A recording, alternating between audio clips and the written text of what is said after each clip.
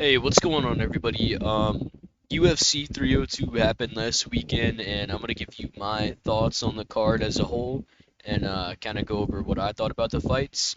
So let's start off with Andre Lima versus Mitch Raposo. Um, this was a pretty boring fight. Andre Lima was landing a lot of good low kicks. Mitch Raposo looked like he had some good boxing in this fight, but he couldn't really get takedowns.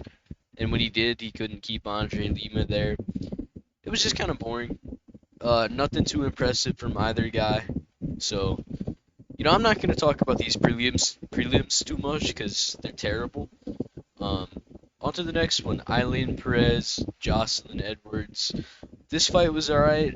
I remember in the second round, Eileen Perez dropped Jocelyn Edwards with a spinning back fist. That was cool. That was a good moment. Um, Eileen Perez was getting some good takedowns, some good hip tosses. Her grappling was pretty good in this fight. Um, yeah, it was all right. I forgot about this one. The scorecards were crazy. The judging was all over the place. I can't believe what they were doing. It was insane.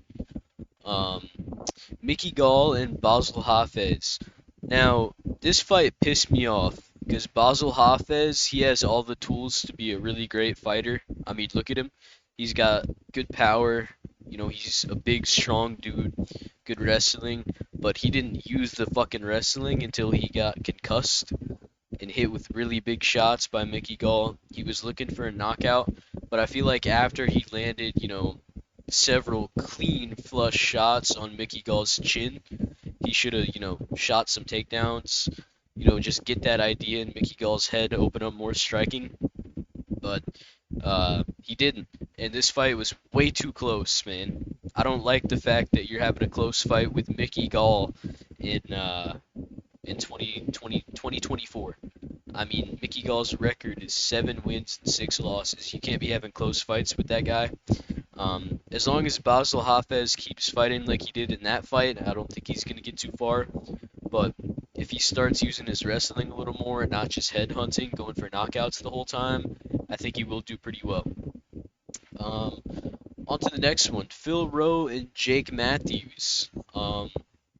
This fight, Phil Rowe did pretty good in the first round, but he didn't use his range like I thought he would, and he got out grappled by Jake Matthews, which I didn't think would happen considering all the grappling tournaments he was doing. But uh, yeah, this fight kind of disappointed me a little bit. I thought he'd do a lot better than he did. He looked great in round one. He was landing some good like long straight punches, good jabs, good crosses. His boxing looked alright, but he would just kind of stand in front of Jake Matthews. He didn't kick as much as he needed to. I think he should have kicked more. But overall, uh, nothing crazy impressive from either of these guys. Um, yeah, Jake Matthews, he was doing pretty good. I'm surprised he out grappled Phil Rowe. That was a little bit impressive.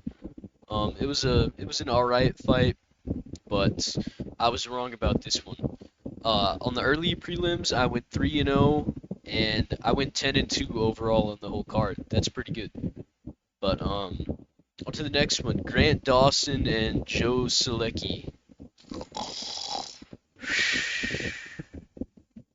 Yeah, that was this fight. Boring as shit. Um, I cannot stand Grant Dawson's fighting style. I fucking hate it. I don't. I just don't like it. He's fucking boring. Terribly boring. He's got great takedowns and he's got great control, but he does fuck all with it, man. I don't like his fighting style at all. This was boring. It was a dominant win. I mean, he did almost get guillotined in round one, but guillotines don't really work unless you're at a lower level of MMA or the very highest level. They don't really work. So those weren't really close. Um, I know Joe Rogan likes to have, a little boner every time there's a guillotine. Oh, that's tight. But none of these guillotines are really tight. Pretty shit fight. Grant Dawson just laying pretty the whole time. It is what it is. I picked Grant Dawson by decision. Um, so I'm glad he won. I didn't want Joe Selecki to win, but Yeah, it is what it is, man. This card was terrible. Jailton Almeida was the highlight of the prelims. That tells you everything you need to know. Um, Jailton Almeida versus Alexander Romanov.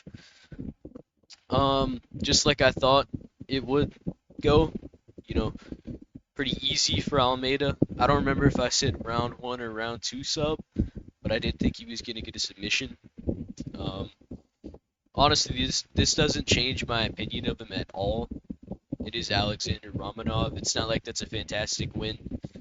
I want to see him versus Cyril Gane in Paris, so Gane can really prove if he's actually good or not anymore. Because if Gane fights Deborah in Paris, that'll be a fucking disgrace. I want him to have an actual tough matchup in Almeida. I think Almeida is good. Like he's definitely a top five heavyweight. He was doing great against Curtis Blades until he left his head in the same spot for 30 seconds and just let Curtis Blades punch him. Um, I think he would have went on to win that fight if he didn't make that kind of silly mistake. But he's good. He's not the most entertaining a lot of the time. This fight was good, but yeah, it was a great performance. Highlight of the prelims for sure. He should have got a bonus for it. They gave Islam a performance bonus and fight of the night. I think when you end up giving the millionaires on the card two bonuses, you kind of need to chill out a little bit and give a bonus to somebody else who had a good performance but isn't a fucking millionaire. I think he definitely deserved a bonus, but it is what it is. Good performance. Almeida versus Kopylov. This fight kind of went like I thought it would. I thought Kopylov would, outstrike him and outgrapple him. First round was great. Kopylov fucked him up badly in the first round, and then it kind of fell off a cliff in round two and three. Kopylov's gas tank is a little bit suspicious. Um, but yeah, he's just a good fighter overall. I think he's gonna be beating these guys that aren't top 15. I'm not fucking crazy. I don't think he beats Robert Whitaker like like Lucas Tracy does. But he's a good fighter. This was a pretty easy matchup for him because Cesar Almeida is not a good grappler at all. But um, I do wish Kopylov got a finish, but it is what it is, man. He got the win. It was a great fight in the first round. Dropped off a cliff in the second and third, but he still got a win. I don't know how it was a split decision. There was also a 30-27 for Kopylov. The judges tonight were on fucking crack. I don't know what they were doing. I think it was the same judge for all these crazy scorecards too, Dave Torelli. I'm pretty sure it was that guy. They need to never let that guy judge again. I don't know how you become a judge. I don't know how you do it. I don't know what you have to do to get qualified. I don't know how that guy got qualified, that's for sure. Um, yeah, overall, these prelims were terrible. They were horrendous. I got one pick wrong on the prelims, so my picks did pretty good. But if I could have traded getting every fight wrong for an actually good pay-per-view, I would have done that. Onto the main card. Randy Brown versus Elusu Zaleski dos Santos. I thought Randy Brown would end up getting a KO, but Dos Santos is actually he's a good gatekeeper. If you beat him, then you are probably top 15 level. If you blow through him easily, then you're probably top 10, top 5 level. He's not an easy guy to just, beat the shit out of and just blow out of the water. Every fight with him is always pretty tough. Randy Brown did good. He landed some nasty fucking knees in this fight. Those were some good knees. Um, I am a little bit hesitant picking Randy Brown against got some guys that are better than Dos Santos because it seems like he does get cracked at least once in every fight. Like he got hit with a big right hand in this fight, kind of went a little wobbly. Um, so I think Jeff Neal, who's the guy he called out, could definitely catch him and just put him to sleep.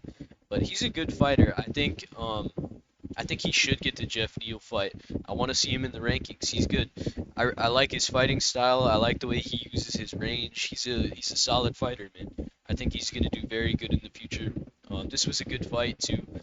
He got a very impressive reversal in round two. He also survived like a nearly sunken rear naked choke for like a minute. It was insane, and then he reversed it, and then almost got a submission of his own. That was good. Um, yeah, this was a good performance from him. It wasn't a complete domination like I thought it would be. I guess I was a little silly to think that. Dos Santos is good. Um, this fucking fight. Alex Morono fights like my grandma. He fights like my grandmother.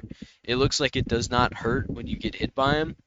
Now I'm saying all this, I know, Alex Morono would probably fuck me up in a fight badly because I've never trained. But just with the eye test, I don't know how this guy's having close fights with other people. He is absolutely terrible. He fights, it's like he's permanently wobbled when he fights. I mean, even when he's standing, his knees are completely locked in his stance. He doesn't. Such a weird fighting style, no power. Also slow, and somehow managed to make Nico Price look even slower. Price is very slow, and then sometimes he'll have these just insanely athletic explosions. This was a shit fight. Neither of these guys are good. They won't be good in the future. But Nico Price got the win. I'm happy for him because he has 7 kids. So you got 7 kids and you're providing for your family as a UFC fighter. I'm gonna be happy if you win, even if you're terrible. Um, On to the next one. This was one of the highlights of the card. Kevin Holland versus Oleg Jacek. I thought Kevin Holland would get a submission in round one, and he did. Not in the way I thought he would though. I thought he would drop Oleg Jacek with a right hand down the pipe, and he did not. He actually got dropped himself, which was kind of crazy because nobody really drops Kevin Holland like that. He got hit with a nasty left overhand and then fell down, and then Oleg Jacek kind of just left his arms in the armbar. He didn't tap. I think it was an alright stoppage because once a guy's arm is bending in the way it shouldn't be, I think you should stop it. Um, because that's like a career ender right there. If your arm gets snapped, that's a terrible injury. But yeah, Kevin Holland, you kind of expect him to beat a guy like this, right? This is kind of like a fight he was really expected to win. He did just that. Nasty submission. I'm happy for him. I like Kevin Holland. He's one of my favorite fighters. It just seems like even in his post-fight interview, he said he's the best gatekeeper the UFC's ever seen.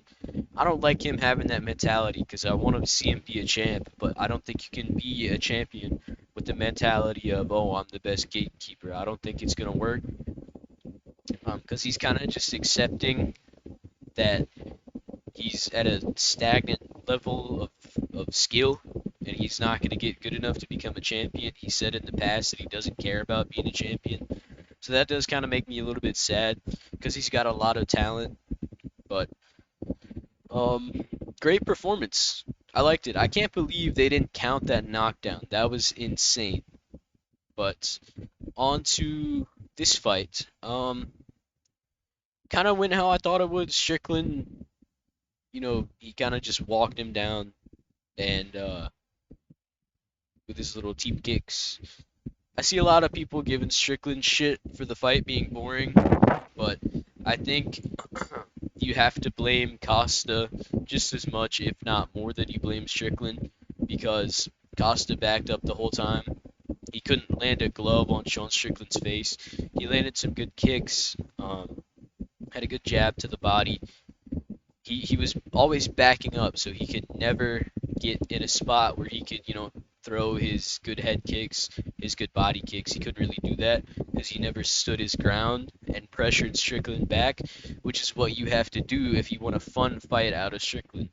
The fights where people actually hold their ground are fun, like the Pereira fight, the Dricus fight, both good fights, and they stood their ground against Strickland, didn't let him back them up the whole time.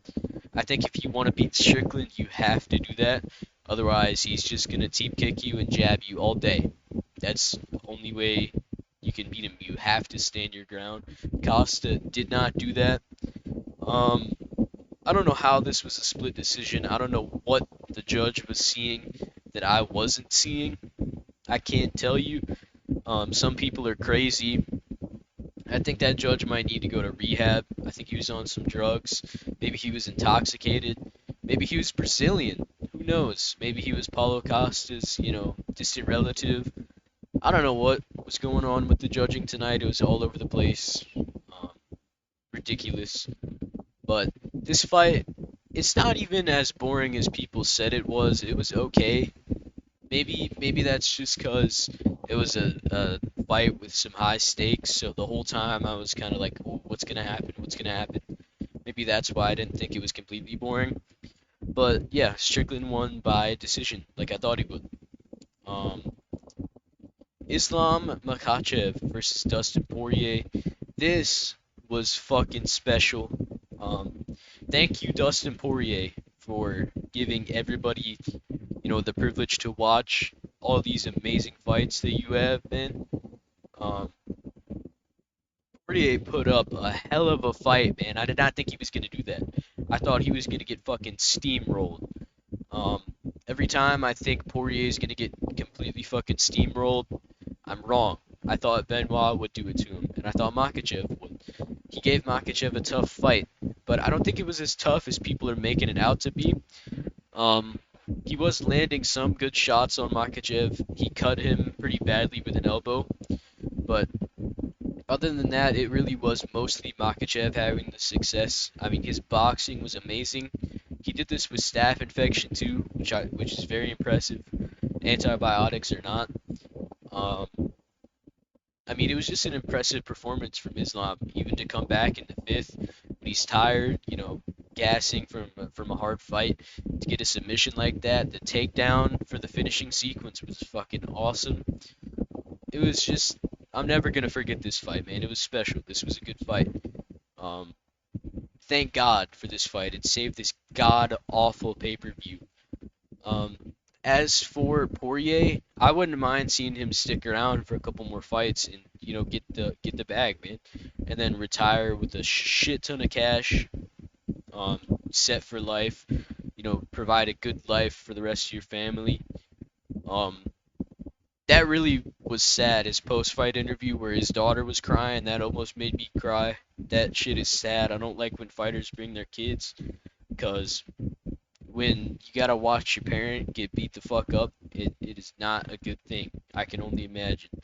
But yeah, I kind of want to see him fight Colby, maybe Connor again, maybe Max Holloway. Just, one or two more big money fights, then retire comfortably. Um, he deserves it, man. He's a fucking legend. But Makachev, he's as close to perfect as you can get in a fighter. His striking, I genuinely think he's a top 10, maybe top 5 striker in the UFC. And then you pile on his grappling, which amplifies his striking to a whole nother level because of the danger of his grappling. Um, he's unbeatable unless you're bigger than him. He's really unbeatable unless you're bigger. I don't think Arman is going to beat him. I think that Islam's boxing is a lot better. I think it's going to be hard for Arman to hit him. I think Islam is going to be using a lot of kicks in the Arman fight, and he couldn't really do that in this Poirier fight because Poirier is a southpaw. It's hard to kick with your left leg if you are a southpaw and kick another southpaw. That's pretty tough. And it probably won't end well for you a lot of the time. So that was also pretty impressive that he was able to outbox Poirier, outstrike him even without throwing kicks. Um, but yeah, I think he would be landing a lot of body kicks on Arman, just like Volk set up that head kick. I think he would drop Arman with some nasty knees in the clinch. That was another thing in this fight. His knees are fucking brutal. I don't know how Poirier stood up and stayed up after some of those knees. He's got a fucking chin on him unless he's getting kicked in the side of the head.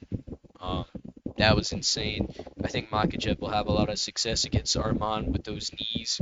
I don't think the grappling is going to be a big factor in that fight because they're both very good at it. It'll be one of those fights where it kind of cancels out. But if anybody is going to do better in the grappling, I think it will be Arman.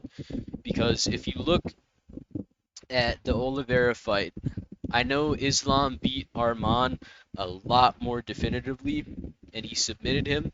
That was after he scrambled Oliveira's brains with a nasty right hook. Um, and then Arman beat up Oliveira on the ground. He controlled him. He did very well against him, and he never even really hurt him on the feet. So that was impressive. I really want to see Islam versus Arman before Islam moves up, and then I think he'll accomplish everything he needs to at lightweight, and then go on to welterweight. Where I think he would beat Edwards. Um, I was really confident that he would before this fight, and after it, I'm a little bit more less confident. I still think he is the best grappler that Leon is gonna fight by far. If you look at Usman, he has great wrestling, but once he succeeds with that wrestling and he gets you to the mat, what does he do? He doesn't really do much. Um, he's not great at controlling people. He's not great at finding submissions at all. He doesn't really threaten them. Same thing with Colby. I think Islam is a lot better of a grappler than both of those guys are, and I think he's a lot more dangerous on the feet than both of them are. Because Usman, he does have big power. He's got a great jab, but he is nowhere near the level of like a technical boxer and just striker overall that Makachev is. So I think he would be able to find some big shots on Leon. I think he will be able to get Leon's back, get a body triangle, and I think he'll probably submit him in 3 rounds or 4 rounds because there's also that skill gap moving up in weight. You know, if you look, Gilbert Burns when he moved up to welterweight had a lot of success. It seems like when guys move up, they get a lot better because maybe it's like a speed difference. They're just a lot faster, so they see things better. Um, but yeah, I'd love to see Islam versus Leon after they both defend their belts one more time. That's an awesome matchup. Overall, this card was terrible. I went 10-2. I picked Islam by submission. I picked Strickland by decision. Holland by submission. I picked Morono. I picked Randy Brown by TKO. He got a decision. I picked Kopylov by I don't remember if I picked TKO or decision, but I picked Kopylov. I picked Almeida by submission. I picked Grant Dawson by decision. I picked Phil Rowe, so I got that one wrong. And I picked Basel Hafez, Eileen Perez, and Andre Lima. So I did pretty good on this card. I wish I could have made a parlay. I cannot bet where I live. It's illegal for some fucking reason. They need to do something about that. It's fucking ridiculous. I'd be making so much money because I got good picks. Um, but yeah, let me know what you guys thought of Islam's performance, how you think he does against Leon. What did you think about Strickland and Costa? Yeah, I hope you guys enjoyed this video. I'll talk to y'all later.